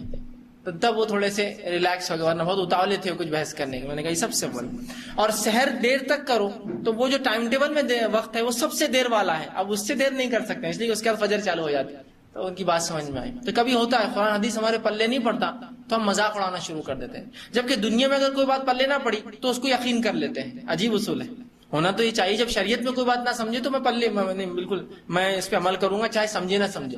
دنیا میں نہیں سمجھی تو حجت کاکڑی بن جائے، آپ نہیں میرے کو سمجھاؤ بولنا سمجھاؤ، لیکن معاملہ الٹا ہے۔ اگر میں یہ کہوں کہ وہ گاڑی کا انجن کیسے چلتا ہے، ہاں وہ ایسا چلتا ہے، پستن چلتا ہے، آگے پیچھے ہوتا ہے، ادھر سے دھواں نکل جاتا ہے، فلاں ہو جاتا ہے، گاڑی چل جاتی ہے، نہیں سمجھا، اب نہیں سمجھ رہا ہوں تم کو تو سمجھ لو بس چل رہا ہے ایسا، تو بولتا اچھا یقین آ گیا کہ چل رہا ہے ایسا، ٹھیک۔ اچھا اب دینی مسئلہ کہ نہیں رسول اللہ نے فلاں فرمایا، نہیں یہ تو عقل میں نہیں آ رہی بات، نہیں یہ تو سمجھ میں نہیں آ رہا ایسا کیوں ہے، نہیں یہ تو عجیب ہی دکھ رہا میرے کو، یہ تو سوال یہ تیری عقل اتنی کہاں اونچی ہے کہ تو سمجھ پائے اس چیز کو، تو یہ کہے کہ میری عقل میں یہ بات نہیں آ رہی ہے، اللہ توفیق دے کہ اس بات کو میں سمجھ سکوں، نہ کہ یہ کہ اس کا مذاق اڑائے۔ تو جب دنیا میں ہم کو کوئی بات نہیں سمجھتی ہے نا تو اس کو یقین کر لیتے کہ ایسا ہو رہا ہوگا، لیکن دین میں نہ سمجھے تو دین پہ الزامات شروع کر دیتے ہیں۔ تو کہا جلدی کر لو آپ، تو میں نے کہا حدیث میں معنی یہ ہے سمجھنے کی کوشش کریں، سمجھیے چیزوں کو، جلدی اور دیر سے مراد کیا ہے سمجھ رہا؟ تو افطار میں جلدی سے مراد وہ سب سے اول وقت ٹائم ہے، اس سے جلدی مت کیجیے، وہ سب سے اول وقت لکھا گیا ہے، سوائے 1 منٹ کے پلس مائنس کے ڈفرنس ہے۔ اور شہر کا وقت ہمارے علاقے کی ٹائم ٹیبل کے اعتبار سے 5 منٹ کا پلس مائنس ڈفرنس سے کیا جاتا ہے، ٹھیک۔ تو بس اتنا ہی فرق آپ کر سکتے، اس سے زیادہ نہیں ہوگا، ٹھیک۔ تو شہر میں آپ کوشش کریں کہ تاخیر تک کریں، آخر وقت تک آرام سے کھائے، اور افطار میں جو ہے جلدی کرنے کی خامخواہ تاخیر نہ کرے، پتہ نہیں ہوا نہیں ہوگا، احتیاط احتیاط، اور پھر یقین ہو جائے جب 1 آدھ گھنٹہ ہو گیا تو نہیں اب ہوا ہوگا، تو خامخواہ دیر نہیں کرنا چاہیے، ٹھیک۔ اسی طرح اگر آپ سحر کھا رہے ہو اور اچانک اذان ہو جائے سحر، مطلب یا سحر کا وقت ختم ہو، اذان تو چونکہ آج کل نہیں ہوتی فجر کی یا سحر کے اعلان کے لیے، اب وقت ختم ہو گیا، یہ اذانیں جس جگہ ہوتی ہے اذانیں ہونا شروع ہو گئی کہ سحر کا وقت ختم ہوا، فجر کی اذانیں شروع ہو گئی، تو ایسے وقت اگر آپ سحر کر رہے ہو تو اچانک سحر نہ چھوڑیں۔ رسول اللہ نے فرمایا اگر تم میں سے کوئی شخص کچھ پی رہا ہو، کچھ کھا رہا ہو اور اذان ہو جائے، مطلب فجر کا اعلان ہو گیا، تو فوراً ترک نہ کر دے بلکہ جو ہاتھ میں اسے کھا لے۔ تو یہ اس کا معنی یہ ہوا کہ آپ سحر کر رہے تھے، منہ میں ایک نوالا ہے آپ کے، اذان شروع ہو گئی، تو بس جلدی سے وہ نوالا لیجیے، 1 آدھ باقی ہو تو اس کو صاف کر لیجیے، فوراً پانی پیا اور معاملہ ختم، مطلب بالکل یہ جلدی ہو جائیں گا، ٹھیک ہے، یہ معنی ہے اس کا۔ لیکن اس کا یہ ہرگز یہ معنی نہیں ہے کہ ابھی 3 چپاتی لے کر میں بیٹھا ہی تھا اور اذان شروع ہو گئی تو رسول اللہ نے فرمایا جو ہاتھ میں پہلے لے لے یا جو تری تیرے ہاتھ میں پی لے، تو بس اب میں تھوڑا سا 3 روٹی کھا کر کروں گا، نہیں، معنی یہ جو بس ہاتھ میں اور کھانا خاتمے پہ آپ کا، فوراً اس کو ختم کر دیجیے اور اس کو نپٹا لیجیے اور کلی کر لیجیے، یہی اس کا معنی ہے کہ اگر ایک اچانک نہ چھوڑے، اچانک سے مراد کیا، پانی پی رہے تھے، اذان ہو گئی مطلب سحر ختم ہو گئی تو اچانک نہ چھوڑ دے، آپ سن کے حکم کے مطابق بات ہے کہ اس پانی کو پی لے، آگے اب دوسرا پانی نہ لے، معاملہ ختم ہو گیا۔ نوالا کھا رہا تھا اس کو نگل لے، یہ ہاتھ میں تھا منہ میں ڈال لے، اب اگلا نوالا نہیں لوں گا، اب جا کے کلی کر دوں، یہ معنی ہے اس کا کہ اچانک ایک نہ چھوڑ دے بلکہ پی لے۔ اللہ کے رسول صلی اللہ علیہ وسلم فرماتے ہیں، اور ابو ہریرہ رضی اللہ عنہ حدیث کے راوی ہیں، ابو داؤد کی حدیث آپ نے فرمایا جب کوئی آدمی اذان سنے اور پینے کا برتن اس کے ہاتھ میں ہو تو فوراً نہ رکھ دے بلکہ اپنی ضرورت کو پورا کر لے۔ برتن آپ کے ہاتھ میں، آپ پانی پی رہے ہیں، دودھ پی رہے ہیں، ٹھیک، چائے پی رہے تھوڑی سی بچی ہے، فوراً ڈال لے اور کلی کر لے۔ اس کا مطلب یہ نہیں کہ آپ آرام سے، بلکہ فوراً کر لے، اچانک اس چیز کو رکھنا دے، اپنی ضرورت پوری کر لے اور پھر کلی کرے اور چلے جائے فجر کے لیے، ٹھیک، تو یہ اس کا معنی ہے۔ اسی طرح افطار کے لیے غروب آفتاب شرط ہے، ٹھیک۔ اب یہ سحر کے لیے بھی فجر سے پہلے شرط ہے۔ فجر مثال کے طور پر گھڑی بند ہو گئی، آپ اٹھے اور گھڑی میں 4 بج رہے تھے، آپ نے کہا ماشاءاللہ دیر ہوئی لیکن ٹائم پر اٹھ گئے، 4 بج رہے، کھانا کھا لیا اور پتا چلا جب تو 5 بج رہے تھے، اور اورنگ آباد میں 5 بجے سحر کا وقت ختم ہو جاتا ہے، تو ظاہر سی بات ہے آپ کا روزہ ہوا نہیں، غلطی سے بھی اگر وہ ہوا تو بھی آپ کا روزہ اس دن کا نہیں ہوا، آپ کو بعد رمضان اس روزے کی ایک قضا رکھنی ہے۔ اسی طرح افطار کے لیے غروب آفتاب، سورج کا ڈوبنا شرط ہے، لہٰذا سورج ڈوبنے سے پہلے غلطی سے کھا لیا تو بھی آپ کا روزہ ٹوٹ جائے گا اور بعد رمضان اس کی ایک قضا کرنی ہوگی۔ یہ کہاں ہو سکتا ہے؟ مثال کے طور پہ آپ گھڑی آدھی ہے آگے رکھنے کی 10 منٹ، اور ایسی جگہ جہاں مسلمانوں کی تعداد نہیں ہے، آپ سفر کر رہے ہیں، ہاتھ میں کچھ ہے یا آفس میں ہے، آپ کو لگا رہے 7-10 تو ہو گئے، اور وہاں میں 7-10 وقت ہے سحر کا افطار کا، اور آپ نے کھا لیا، اور بعد میں یاد آیا کہ گھڑی تو 10 منٹ آگے تھی، ابھی تو غروب آفتاب نہیں ہوا تھا، لہٰذا اس روزے کو آپ کو پھر دہرانا پڑے گا۔ غروب آفتاب شرط ہے۔ یہ مسئلہ ان لوگوں کے لیے بھی ہو سکتا ہے جو اورنگ آباد کا ٹائم ٹیبل لے کے بمبئی چلے جائے، وہاں 10 منٹ کا فرق ہوتا ہے، تو یہ بھی اورنگ آباد کا ٹائم ٹیبل لے کے آپ کلکتہ گئے اور اس کے حساب سے روزہ نہیں چلے گا، اس لیے کہ وہاں 1 گھنٹے کا فرق اورنگ آباد کلکتہ کے اندر، بمبئی اور وہاں 10 منٹ کا فرق ہوتا ہے، ٹھیک؟ تو یہ فرق کو سمجھے۔ تو آپ کو جس زمین پر ہو وہاں کے اعتبار سے غروب آفتاب، سورج کا ڈوبنا افطار کے لیے شرط ہے۔ یہ مسئلہ ان لوگوں کے لیے ہو سکتا ہے کہ جو سفر کر رہے ہوں، غروب آفتاب کا وقت ہے 7:10 اورنگ آباد میں، آپ اورنگ آباد سے فلائٹ پکڑی بمبئی کے لیے، اور جو ہی 7 بجے فلائٹ نے اوپر لیا سورج دکھنا چالو ہو جاتا، وہ غروب نہیں ہوا ہوتا، اس لیے کہ آپ الٹے سم جا رہے ہیں جہاں سورج دیر سے تاخیر سے غروب ہوتا ہے، تو جیسے ہی جہاز چلتا جائے گا الٹا، اتنا روزہ آپ کا لمبا ہوگا، اس لیے کہ اب 7:10 پہ افطار نہیں کر سکتے، اس لیے کہ سورج ابھی غروب نہیں ہوا، جس علاقے میں آپ جا رہے ہو آپ سے 10 منٹ پیچھے چلتا ہے، تو گویا 7:20 ہو جائیں گے آپ کو افطار کرنے کے لیے، تو آپ کو کرنا ہے۔ یہی معاملہ ہو سکتا ہے کہ آپ کہیں سے سواری میں سوار ہوئے اور سعودی عرب جا رہے ہیں، الٹے سم، ادھر سم جائیں گے تو سورج غروب ہو جاتا ہے، الٹے سم جا رہے ہیں، ٹھیک ٹھیک، تو اگر وہاں آپ اس میں سواری، چونکہ وہ ہم سے 2.5 گھنٹے پیچھے ہے، اب یہاں سے جہاز اڑا گلف کنٹریز کے لیے، یہاں سے جیسے ہی آپ اڑے، سمجھو 1-آدھا گھنٹہ پہلے افطار سے جہاز اڑا، اب جیسے جہاز اڑے گا تو 2.5 گھنٹے تک سورج غروب نہیں ہوگا، چونکہ آپ الٹے جا رہے ہیں اس زمانے سے، وقت سے الٹا جا رہے ہیں، جبکہ وہاں پیچھے ہم سے، تو ظاہر سی بات ہے آپ کا روزہ یہ 3 گھنٹے طویل ہو جائے گا، لمبا ہو جائے گا، لانگ ہو جائیں گا، اس لیے کہ آپ الٹے جا رہے ہیں نا، اور سورج ابھی غروب نہیں ہونے علاقوں میں، وہ جہاز جاتے رہیں گا آپ کا، ٹھیک۔ تو غروب آفتاب شرط ہے جس آپ حالت میں، جس زمین پر آپ ہو، یہ نہیں کہ اورنگ آباد میں 7:10 پہ ہو گیا، ابھی جہاز میں تو کب تک بھی دکھتا رہیں گا سورج کھا لو، نہیں ہوگا، غروب آفتاب شرط ہے، تو لہٰذا آپ انتظار کریں گے کہ وہاں پہنچ جائے، اس کے بعد جو ہے آپ جب غروب آفتاب کا یقین ہو جائے، اور سن سیٹ لکھا ہوا، ہر جہاز میں لکھا ہوا آتا ہے اس جگہ کے، اس سے پوچھنا پڑے گا کہ غروب آفتاب کیا ہوا، وہ آپ کو بتائیں گے کہ ہاں ہو گیا، بلکہ پروویژن بھی ہوتا ہے جہاز میں، وہ کھجور لا کر دیتے ہیں لوگوں کو، جب سن سیٹ ہو جاتا ہے جہاز میں جس بھی پوائنٹ پر، وہ لا کر دیتے ہیں، کہ اکثر لوگ سروس دیتے ہیں جہاز والے کہ بھائی غروب آفتاب ہو گیا، آپ جو روزہ افطار کر لیں، ٹھیک۔ تو بہرحال آپ کو انتظار کرنا پڑے گا۔ اسی طرح افطار کے لیے سنت یہ ہے کہ آپ گیلا کھجور کھائیے، مطلب پین کھجور، وہ نہ ملے تو چھوارے سوکھے کھجور کھائیے، وہ نہ ملے تو پانی سے افطار کر لیجیے۔ نبی اکرم صلی اللہ علیہ وسلم کے تعلق سے یہی بات آتی ہے، اور یہ جو ہے ابو داؤد اور ترمذی کی روایت ہے، آپ صلی اللہ علیہ وسلم کے تعلق سے صحابی فرماتے ہیں، انس بن مالک رضی اللہ عنہ، کہ آپ صلی اللہ علیہ وسلم جب افطار کرتے تو تازہ کھجور سے کرتے،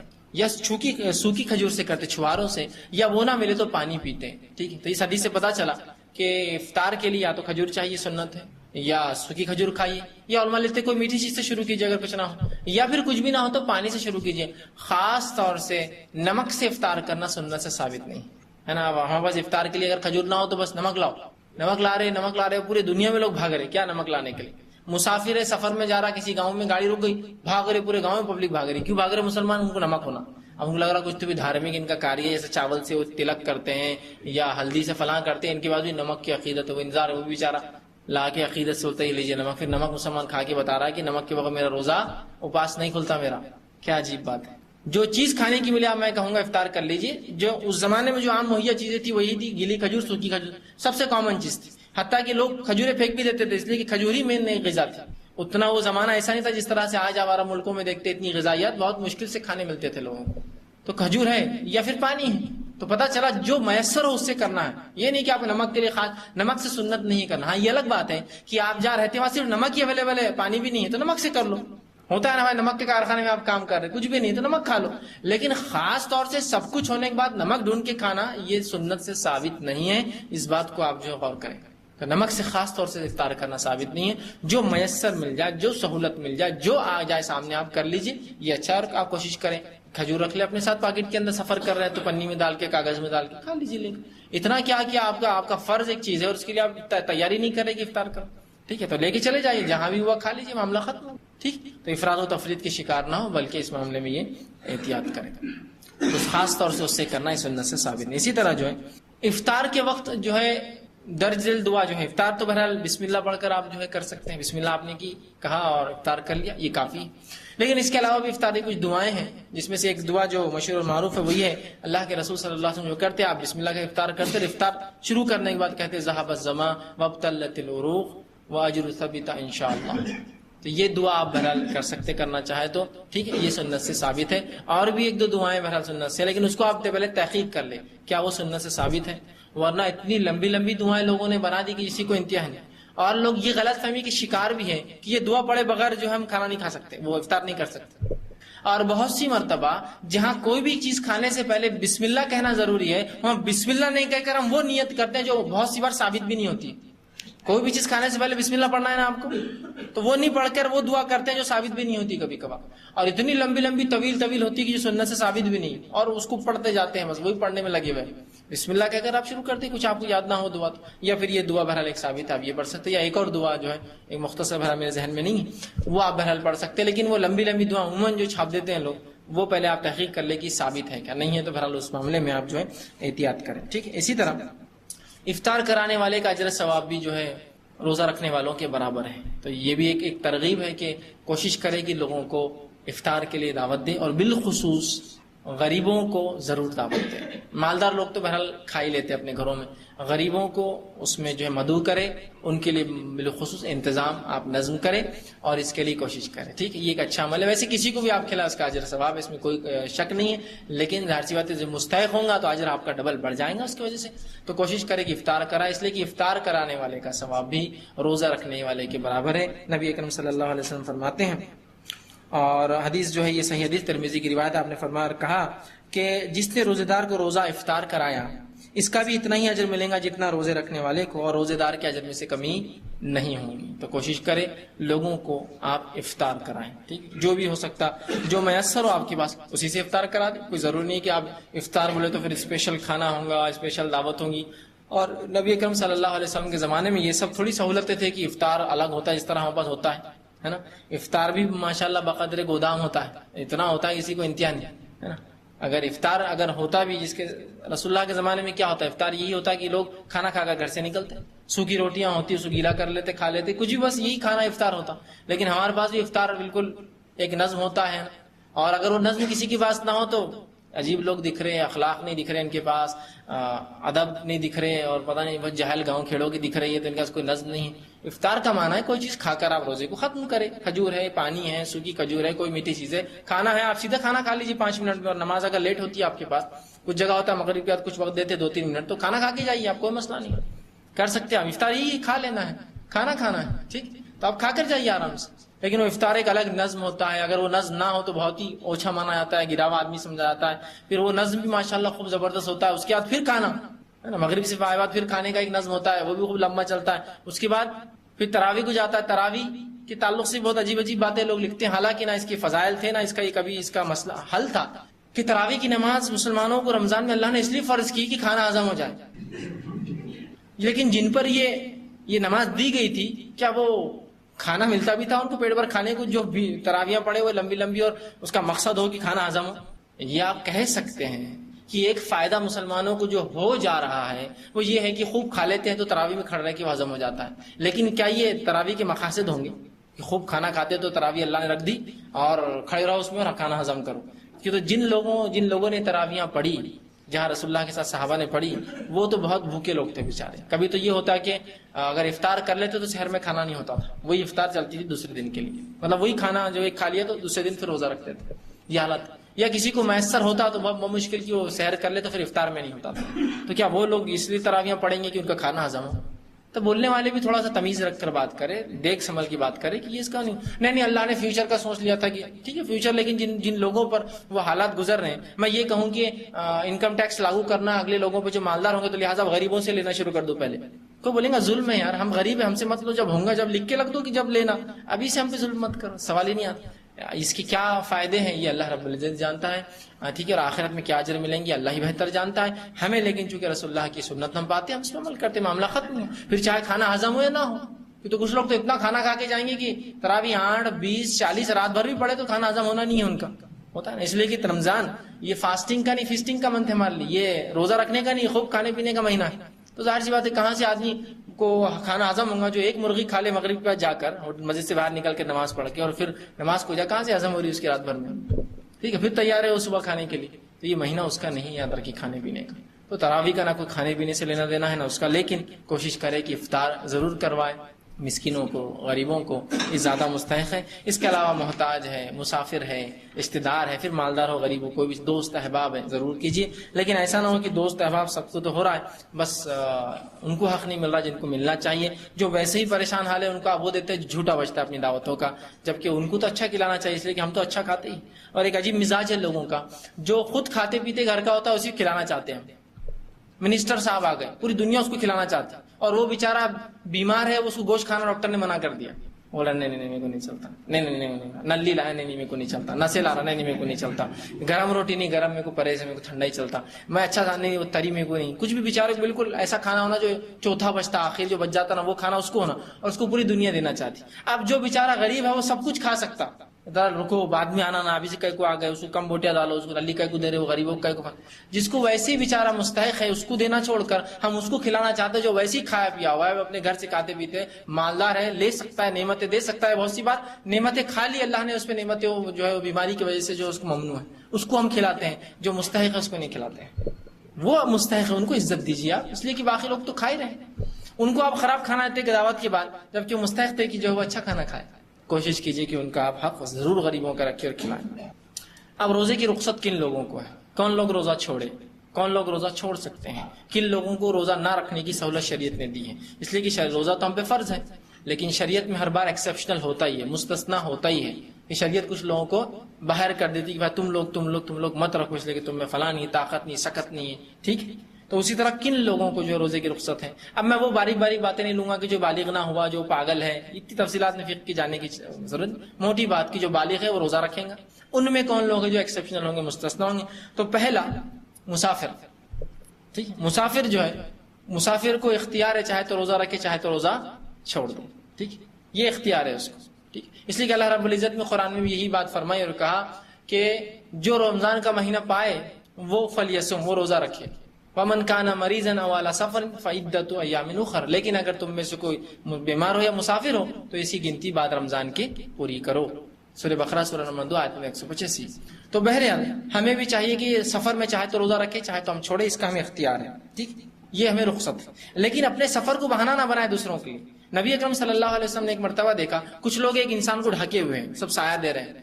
آپ پہنچے، کہا کیا بات ہے؟ تو کہ اللہ کے رسول یہ روزے سے ہے اور سفر کی تکلیف اسے برداشت نہیں ہوتا. آپ نے فرمایا سفر میں جو تکلیف برداشت نہ کر سکے اس کے لیے روزہ رکھنا کوئی نیکی نہیں ہے، اس لیے کہ روزہ اس نے رکھا اور تکلیف سب کو، سب سایہ دے کے کھڑے. تو کہا سفر میں جب کوئی رکھ نہ سکے روزہ تو روزہ رکھنا کوئی نیکی نہیں ہے بھائی، کوئی اس کا فائدہ نہیں، اس لیے کتنوں کو تکلیف ہوئی. اور بہت سے لوگ سفر میں روزہ رکھتے ہیں خاص طور سے، اور پھر شروع ہو جاتے ہیں میرا بیگ اٹھاؤ، میں روزے سے ہوں، میرا یہ کرو، تم نے روزہ نہ رکھا تم یہ کرو، مطلب اس کو ہمال بنا دیتے خود. ایسا روزہ کوئی نیکی نہیں ہے. بہت سے لوگ روزہ رکھ کر کیا کرتے ہیں معلوم؟ آپ جائیے گورنمنٹ آفیسز میں، میں فلاں صاحب کا ہے جو مسلمان ہے، صاحب نہیں آیا آج، کیوں؟ اپاس ہے ان کا. تو کس پر احسان کیا آپ نے روزہ رکھ کر؟ ایسا روزہ کوئی نیکی نہیں ہے کہ آپ تنخواہ تو اٹھائے مہینے کی برابر اور کام نہ کرے اس لیے کہ آپ اپاس روزے سے ہے، یہ کوئی نیکی نہیں ہے ہمارے لیے. نہ وہ نوکری کا وہ تنخواہ آپ کے لیے حلال ہوں گی لینا اس مہینے کی اگر آپ چھٹیاں مارتے ہیں، اور نہ ہی جو ہے آپ کا یہ بولنا. اس لیے کیا تصور دینا چاہ رہے ہیں آپ دنیا میں کہ اگر مسلمان روزہ رکھیں گے تو گویا 120 کروڑ کی آبادی پوری ناقص اور جو ہے ناکارہ بن کے بیٹھیں گی پورے روزے کے اندر. یہ آپ تصور دے رہے کہ اب ایک صاحب ہے وہ روزے نہیں رکھتے تھے، ایسے 10 مسلمان آ جائیں گے تو بیڑا غرق کر دیں گے پورے ڈپارٹمنٹ کا کہ یہ روزے رکھیں گے تو ہم پہ احسان کریں گے، عادت ڈال جائیں گے، ہاف ڈے چھٹیاں ماریں گے. نہیں، کوئی نیکی نہیں ایسا روزہ آپ کا جس میں آپ دوسروں پہ احسان جتائے کہ میں روزے سے تو میرا کام کر، ایکسٹرا کام کر، میرا حمالی کر، میرا بوجھ کر، میرے پہ سایہ کر، میرے کو پنکھا دے. کوئی نیکی نہیں. پھر یہ طاقت ہے رکھیے، طاقت نہیں پھر چھوڑ دیجیے، یہ آپ کا اللہ کا معاملہ ہے. تو رسول نے فرمایا کہ مسافر کو حق ہے. اچھا، سفر میں چاہے تو آپ رکھے چاہے تو آپ چھوڑے، یہ بھی اختیار ہے. نبی اکرم صلی اللہ علیہ وسلم کے ساتھ صحابہ فرماتے ہیں ہم رمضان کے اندر ایک جہاد کے لیے نکلے اور کچھ نے روزہ رکھا کچھ نے توڑ دیا. نہ روزہ رکھنے والوں نے نہ توڑنے والوں کو کچھ کہا، نہ توڑنے والوں نے رکھنے والوں کو کچھ کہا. جس نے توڑا اس نے اس لیے توڑا کہ اس کو کمی محسوس ہو رہی تھی، کمزوری محسوس ہو رہی تھی، اور جہاد میں انسان کو طاقت لگتی ہے. جس نے نہیں توڑا اس نے نہیں اس لیے نہیں توڑا کہ وہ اپنی پوری طاقت و توانائی رکھ سکتے تھے اور ان کو یقین تھا کہ ہم اس حالت میں بھی لڑ سکتے ہیں. تو رسول اللہ نے نہ ان کو برا بولا، نہ ان کو، نہ اس صحابی نے اس صحابی کو برا بولا، نہ اس صحابی نے اس صحابی کو. تو گویا پتا چلا مسافر چھوڑ سکتا ہے. دوسرا مریض کو اختیار ہے کہ وہ روزہ چھوڑے چاہے تو رکھے، یہ اختیاری مسئلہ ہے. اگر لگتا ہے بیماری زیادہ بڑھ جائیں گی تو چھوڑ دے، لگتا ہے کوئی مسئلہ نہیں، انشاءاللہ کوئی اتنا بڑا مسئلہ نہیں، ایک وقت کی دوا آگے پیچھے ہونے سے کچھ نہیں ہوتا ہے، رکھ لو تو کوئی مسئلہ نہیں. بہت سی بار ہوتا ہے ایسا ہاتھ ٹوٹ گیا کسی کا، ہاتھ ٹوٹنے کا روزے سے کوئی تعلق ہی نہیں ہے، ہے نا، اس سے کیا تعلق ہے؟ مطلب ہاں کسی کو شوگر ہے، بلڈ پریشر، یہ تو ایک مسئلہ ہوتا ہے، ہاتھ ٹوٹنے کچھ نہیں، بس آپ بیٹھے رہو اس کو لے کے ایک جگہ، کوئی مسئلہ نہیں، روزے سے کوئی تعلق نہیں۔ ہاں یہ الگ بات ہے کوئی کہ میڈیسن ضروری ہے کمپلسری ورنہ یہ زخم بڑھ سکتا ہے، تو ایک الگ شکل ہے، ورنہ بہت سی ایسی بیماریاں ہوتی ہیں جس میں روزے کا آپ کا کوئی فرق نہیں پڑتا ہے، لیکن بہت سی ایسی بیماریاں جس میں روزے پہ اثر آتا ہے، تو یہ آدمی طے کرے اپنی صحت کے اعتبار سے، اس لیے کہ اللہ کو جواب دے، پبلک کو نہیں بولنا یار میں روزے سے ہاتھ اٹھاؤ روزے سے، اللہ کیوں لوگوں کیوں بتا رہے ہیں؟ اللہ کو آپ کو جواب دینا ہے، اپنے رب کے اعتبار سے آپ بات کیجیے، سوچئے کہ میں کیا اللہ کو عذر دے سکوں گا، یہ عذر کہ اس عذر میں میں جو ہے بھوکا رہ رہا ہوں، جبکہ ایسے ہی عذر میں کئی کئی دن بھوکا رہا ہوں پہلے کام کاج کے لیے، تجارت کے لیے، ٹھیک ہے، تو اپنے فرائض ہے، فرض روزہ میں نہیں سمجھتا کو مسلمان جان بوجھ کے چھوڑیں گا، اس لیے کہ یاد رکھیے ایک روزہ اگر آپ چھوڑتے ہیں تو پوری زندگی بھر بھی آپ نفل روزے رکھے تو اس ایک فرض روزے کی پور نہیں کر سکتا، اس کے برابر اس کے درجے کو نہیں پہنچ سکتا، تو کبھی مت چھوڑیے بلا وجہ روزہ، تو مریض کو اختیار ہے۔ اب ایسا مریض جس کا مرض ختم ہونے والا نہیں ہے، مریض بھی کیا کریں گا، روزے بعد میں رکھیں گے، مسافر بھی بعد میں رکھیں گے، لیکن ایسا مریض جس کا مرض اس کو بعد میں وقت نہیں دینے والا ہو، یا چاہے جوان ہو چاہے بوڑھا ہو، جوان بھی ہوتے ہیں جو شوگر ہے، جوان ہے لیکن شوگر ہے، کیا کریں گے آدمی، روزہ نہیں رکھ پاتا ہے، ٹھیک، تو ایسا شخص کیا کرے جس کی بیماری ختم ہونے کے چانس نہیں، یا کچھ لوگ ہیں جو کچھ دن تو رکھ سکتے ہیں، ایک دن آڑ رکھ سکتے ہیں، 2 دن آڑ رکھ سکتے ہیں، ان کا جسم اتنا ان کو سپورٹ کرتا ہے کہ 2 دن میں ایک روزہ، 3 دن میں ایک روزہ، تو باقی 2 کا کیا کرے، اور بعد رمضان بھی کوئی چانسز نہیں ہے کہ اس کی بیماری اچھی ہو کہ وہ کرے، تو وہ ہر ایک روزے کے بدلے ایک مسکین کو کھانا کھلا دے، ٹھیک، آج کا ایک روزہ چھوٹ گیا مسکین کو کھانا، کل کا رکھوں گا تو ٹھیک ہے، پھر پرسوں چھوٹ گیا مسکین کو کھانا، ایک مسکین کو اتنا کھانا کھلائے جتنا آپ اوسط کھانا خود کھاتے ہیں، ایوریج فوڈ جو آپ پکائے، سب سے اچھا طریقہ جو پکاتے وہی اس میں سے ایک نکالیے اور اس کو لے جا کر تحفتاً دے دیجیے، یہ کھائیے، ضرور نہیں بولنا کہ یہ فدیہ ہے میرے روزے چھوڑنے کا، آپ دے دیجیے، کوئی بولنے کی ضرورت نہیں اس کو، ٹھیک ہے، تو ایک مسکین کو کھانا کھلائیں گا بیمار جس کی بیماری میں شفا ہونے کی کوئی ضرورت نہیں ہے، چاہے جوان ہو چاہے بوڑھا، بہت سے بوڑھے لوگ ہوتے ہیں جن کے بڑھاپے کی ختم ہونے کا کوئی چانس نہیں، کمزوری ختم ہونے کا کوئی چانس نہیں، تو کیا یہ روزے چھوڑے؟ تو ہاں روزے چھوڑ سکتے ہیں، ہر روزے کے بدلے ایک مسکین کو کھانا دینا روز دیجیے۔ کچھ لوگ بولتے ہیں 29 دن کا ایک ساتھ دیں گے تاکہ اس کی عید ہو جائے، کپڑے بن جائیں، کپڑوں کو نہیں دینا ہے پیسے، یہ فدیہ ہے، روز اس کے بدلے روز ایک مسکین کو کھانا کھلائے۔ عبداللہ ابن عباس فرماتے تھے کہ 2 لوگوں کو کھلائے، ایک مسکین کو 2 وقت کا کھانا کھلائے، بہرحال لیکن قرآن نے تو کہا طعام مسکین، ٹھیک ہے، ایک مسکین کو کھانا کھلاؤ، تو ایک مسکین کو آپ ضرور کھانا کھلا دیں ان کے بدلے۔ اسی طرح اور کون روزے چھوڑ سکتا ہے؟ تیسرا وہ فرد جو روزے چھوڑ سکتا سماج کا وہ خاتون ہے، وہ خاتون جس کو حیض یا نفاس ہو، اس پہ بھی روزے فرض نہیں ہے، وہ روزے چھوڑیں گی اور بعد رمضان ان روزوں کی پور کریں گی۔ یاد رکھیں نفاس اور حیض کا خون آنے سے یا جو ہے شروع ہونے سے یا چل رہا تھا تو اس کے روزے معاف ہے، اتنے روزے لیکن اس کو بعد رمضان رکھنا پڑیں گے، اس کا کوئی کفارہ نہیں ہے، بس وہ روزے بعد میں آپ کو پورا کرنا پڑیں گے۔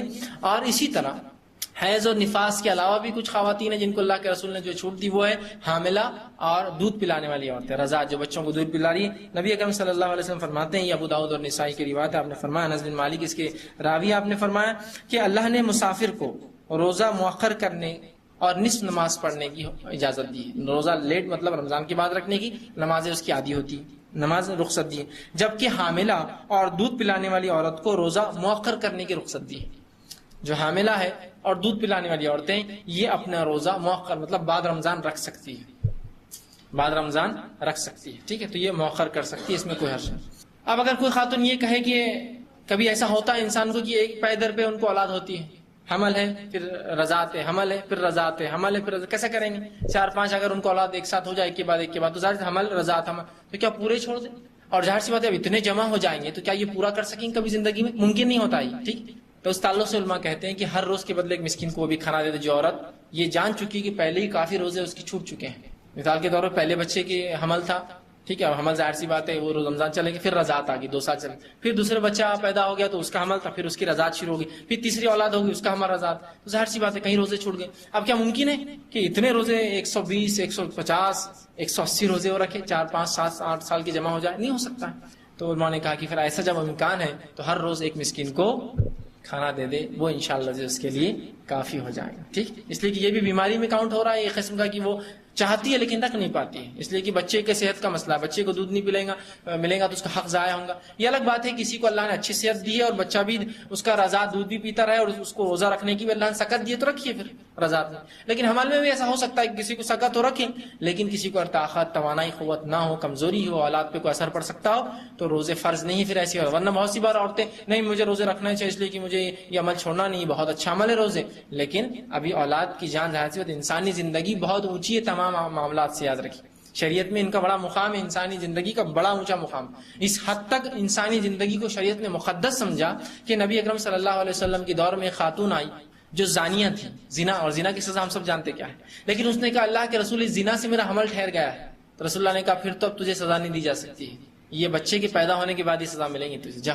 وہ گئی، پھر وہ اولاد پیدا ہوئی، پھر آئی اور کہا اللہ کے رسول آپ سزا دے دیجیے. تو کہا ابھی اس کا حق ہے تجھ پر. جب یہ کھانے پینے لگے جب پھر وہ گئی اور بچے کو ساتھ لائی، جبکہ اس کا دودھ چھوٹ چکا تھا، وہ کھاتا پیتا تھا. اس نے رسول اللہ کے سامنے سے کھانے کی چیز دی، اس بچے نے وہ چیز کھائی. اللہ کے رسول کو اطمینان ہوا. آپ نے کہا کہ اس بچے کو لے لو اس سے، اور اس عورت کو سنسار کرنے کا حکم دیا گیا، اسے قتل کر دیا گیا. تو اندازہ لگا انسانی جان کی حرمت کہ وہ اولاد جو پیٹ میں تھی اس کی کیا غلطی تھی اس زنا کے اندر. اس کو سزا نہیں ملی، اس کو پیدا ہونے کے بعد بھی سزا نہیں ملی، اس لیے کہ ابھی اس کا حق رضاعت، اسے رضاعت دودھ دیا گیا. اس کے جب کھانے پینے لگا، اس کے حق اس کی والدہ سے ختم ہوئے، تب اس کی ماں کو سزا دی گئی کہ اسے سنسار کیا گیا. اور جب اس کو مارا گیا، اس خاتون کو مارا، سنسار سزا پتا ہے نا، زمین میں انسان کو گاڑ دیا جاتا ہے اور صرف چہرہ اوپر ہوتا ہے. جب اسے پتھر مارے گئے تو اس کی جان نہ نکلتی. علی بن ابی طالب موجود تھے، انہوں نے ایک بڑا پتھر اٹھایا اور حدیث میں آتا اس کے چہرے پر مار دیا. جب مارا تو خون کے کچھ حصے جسم پر اڑ گئے، جس پر آپ نے کراہت کا اظہار کیا. یہ مطلب زانیہ تھی اور اس کا خون میرے جسم پر اڑ گیا. تو نبی اکرم صلی اللہ علیہ وسلم نے کراہت کی ضرورت نہیں. اس عورت کی توبہ اتنی خالص تھی کہ اگر 70 مدینے کے لوگوں میں اس کی توبہ دے دی جاتی تو سب کی مغفرت کے لیے کافی تھی. 70 لوگ، اس لیے کہ اندازہ لگائی زنا تو کونے میں کی تھی اس نے، کسی جگہ آ کر نہیں بولتی تو کون دیکھنے والا تھا؟ کوئی مانیٹر کر رہا تھا اس کو کہ اس نے زنا کیا؟ کسی نے دیکھا. پھر بھی آئی اور بولی اپنے گناہ کا اعتراف. جب رسول اللہ نے کہا جا پیدا ہونے کے بعد آنا، تب بھی اس کو 9 مہینے کا موقع تھا، بھاگ جاتی، کہیں کو واپس آتی پیدا ہونے کے بعد، چھپ جاتی. تب بھی وہ آئی. اس کے بعد 2 سال کا پھر چھوٹتی اس کو، جا رضاعت کے بعد آ، تب بھی وہ نہیں بھاگی. کتنی اس کی توبہ خالص تھی کہ 3 سال بعد بھی سزا لینے برابر آئی اور رسول اللہ نے پھر اس کو سزا سنوائی. اندازہ لگائی. تو بہرحال جو ہے ایسی عورتوں کو جو حاملہ ہو، دودھ پلانے والی، رخصت ہے. پھر ان کی صحت، توانائی، تندرستی کی تو وقت، حالات، زمین، زمانے، لوگوں کی صحت الگ الگ ہوتی ہے. لہٰذا آپ ڈاکٹر سے کنسلٹ کریں. شرعی حکم میں نے بتا دیا، ڈاکٹر پرمٹ کرے تو رکھیے، اگر اجازت نہیں دیتا ہو تو میں سمجھتا ہوں احتیاط کرنا یہ زیادہ آپ کے لیے بہتر ہے. ٹھیک. اسی طرح کسی اور بھی عذر سے اگر آپ کو دن کے کسی وقت میں بھی روزہ توڑنا پڑے تو آپ توڑ سکتے ہیں. ٹھیک. بہت سے لوگ کہتے ہیں کہ رمضان کا روزہ 10 بجے کے بعد نہیں توڑنا، ایسا کچھ بھی نہیں. سفر، مسافر ہو، جہاد میں گئے ہو، بیمار ہو، کچھ بھی ہو، آپ کو لگا کہ روزہ رکھ لیتا ہوں، دیکھیں گے سفر میں پھر تکلیف ہوئی تو توڑیں گے، دیکھیں گے جہاد میں ضرورت پڑی تو توڑیں گے، دیکھیں گے بیماری بڑی تو توڑیں گے. ابھی تو لگ رہا ہے سر درد ٹھیک ہو گیا اور کب کبھی ختم ہوگی، بہت زیادہ جاڑا تھا رات میں، لیکن دیکھتے ہیں، انتظار کرتے ہیں، رکھ تو لیتا ہوں روزہ. تو ایسا آدمی اگر کوئی روزہ رکھے اور کبھی بھی دل میں توڑنا پڑے تو توڑ سکتا ہے، کبھی بھی، at any point of time. بھائی اب نہیں میرے سے جم رہا، توڑ سکتا ہے. کوئی زوال سے پہلے، زوال کے بعد. بہتر ہے کہ آپ روزہ دیکھ بھال کے رکھیں، لیکن پھر بھی آپ نے سوچا کہ یار میں رکھ پاؤں گا، رکھ لیا، بعد میں نہ ہو سکے تو بہرحال کوئی حرج نہیں. آپ دن کے کسی بھی وقت آپ روزہ توڑ سکتے ہیں. آپ روزہ توڑ دیں اور بعد میں اس روزے کو آپ کو کمپلیٹ کرنا پڑے گا. اس روزے کا کوئی کفارہ نہیں ہے، کوئی فدیہ نہیں ہے سوائے قضا کے. آپ کو بعد میں صرف جو روزے کی قضا کرنا پڑے گا، بس اتنا ہی ہے. اور جو بیماری کی وجہ سے روزے چھوڑ دے، بڑھاپے کی وجہ سے روزے چھوڑے، ہر روزے کے بدلے ایک مسکین کو جو ہے وہ کھانا کھلائے. آخری بس باب قضا روزوں کا کہ قضا روزے کیسے رکھیں. قضا روزے اگلے سال سے پہلے رکھنا ہے. اور یاد رکھیے نماز کی قضا عورتوں پر نہیں ہے، جو نماز ان کی جو ہے ایام حیض یا نفاس میں چھوٹ جاتی ہے، لیکن روزوں کی قضا ہے. ٹھیک ہے. تو روزے تو رکھنا اس کی قضا ہے. تو لہٰذا کب روزے رکھیں؟ تو رمضان کے بعد اگلے رمضان سے پہلے روزے رکھیں. تو گویا 1 سال ملتا ہے پورا ہم کو روزے رکھنے کے لیے، اس کی قضا. اب پچھلے رمضان کے روزے کسی نے اب تک نہ رکھے ہو تب تو گناہگار ہو گیا ہو، اس لیے کہ اب 1 سال ملا تھا. تو خواتین سے گزارش ہے، مردوں سے بھی ہے کہ بالخصوص روزے جو چھوٹ جاتے ہیں 1 سال کے درمیان ضرور رکھ لیا کریں. خامخواہ اس کو مؤخر کرنا، تاخیر کرنا اچھی بات نہیں ہے. کوشش کریں کہ جتنے جلدی ہو سکے اتنا آپ رکھ لیں. 1 سال کا پورا وقفہ ہوتا ہے. جو چھوٹ گئے پچھلے رمضان، اگلے رمضان، یہ رمضان کو چھوٹ جائے اللہ نہ کرے تو اگلے رمضان سے پہلے اس کو ضرور رکھ لیں. فرض روزوں کی قضا کے لیے پورا 1 رمضان سے دوسرا رمضان مجھے اور آپ کو ملتا ہے. یہ چند مسائل تھے. انشاءاللہ عزیز اگلے مسائل کچھ اور جو باقی ہے، میں آنے والے کون سے کام اس میں جائز ہے اور کون سے ناجائز ہے اور حرام ہے، وہ آنے والے جو ہے درس میں رکھنے کی کوشش کروں گا. اسی پہ اپنی بات ختم کرتا ہوں. اللہ رب العزت سے دعا ہے کہ اللہ سبحانہ تعالیٰ کہنے سننے زیادہ عمل کی توفیق عطا فرمائے. ہم تمام کے لیے دین و شریعت کا سیکھنا، سمجھنا اور اسے عمل کرنا آسان کرے. جب تک زندہ رکھے اسلام اور ایمان پر زندہ رکھے. خاتمہ ایمان پر ہو. وآخر دعوانا الحمدللہ رب العالمین.